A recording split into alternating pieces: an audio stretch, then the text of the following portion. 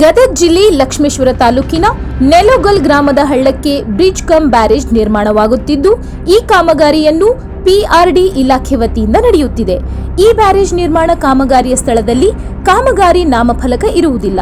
ಇದೊಂದು ಸರ್ಕಾರದ ನಿಯಮಗಳನ್ನು ಗಾಳಿಗೆ ತೂರಿ ಮನಸೋ ಇಚ್ಛೆ ಕಾಮಗಾರಿ ಮಾಡುತ್ತಿದ್ದಾರೆ ಎಂದು ಅಲ್ಲಿನ ಗ್ರಾಮಸ್ಥರು ಆಕ್ರೋಶ ವ್ಯಕ್ತಪಡಿಸಿದರು. ಹಾಗಾದ್ರೆ ಸಂಬಂಧಪಟ್ಟ ಇಲಾಖೆಯ ಅಧಿಕಾರಿಗಳು ಏನು ಮಾಡುತ್ತಿದ್ದಾರೆ? ಸಾರ್ವಜನಿಕರು ಕಟ್ಟುವ ತೆರಿಗೆ ಹಣವನ್ನು ದುರ್ಬಳಕೆ ಮಾಡುತ್ತಿದ್ದಾರೆಯೇ? ಯಾಕೆ ಈ ರೀತಿ ಬೇಜವಾಬ್ದಾರಿ ತರುತ್ತಿದ್ದೀರಿ ಎಂದು ಅಧಿಕಾರಿಗಳು ಕೇಳಿದರೆ ಅವರ ಬಳಿ ಸ್ಪಷ್ಟವಾದ ಉತ್ತರ ಇರಲಿಲ್ಲ.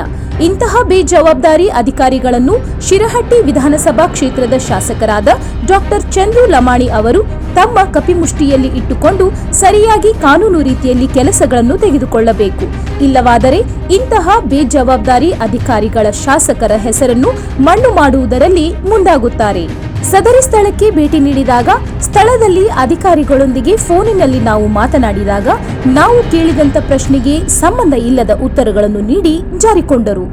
ಇಂತಹ ಅಧಿಕಾರಿಗಳಿಗೆ ಗ್ರಾಮೀಣಾಭಿವೃದ್ಧಿ ಮತ್ತು ಪಂಚಾಯತ್ ರಾಜ್ಯ ಇಲಾಖೆ ಸಚಿವರಾದ ಶ್ರೀ ಪ್ರಿಯಾಂಕ ಖರ್ಗೆ ಅವರು ಕೂಡಲೇ ಅಮಾನತು ಮಾಡಬೇಕೆಂದು ಸ್ಥಳೀಯರ ಒಕ್ಕೊರಲಿನ ಬೇಡಿಕೆ ಆಗಿದೆ. ವರದಿ ಸಂಜೀವ್ ಪೋತ್ರಾಜ್, ವಿಜಯ ವಾಯ್ಸ್ ಕನ್ನಡ, ಗದಗ್.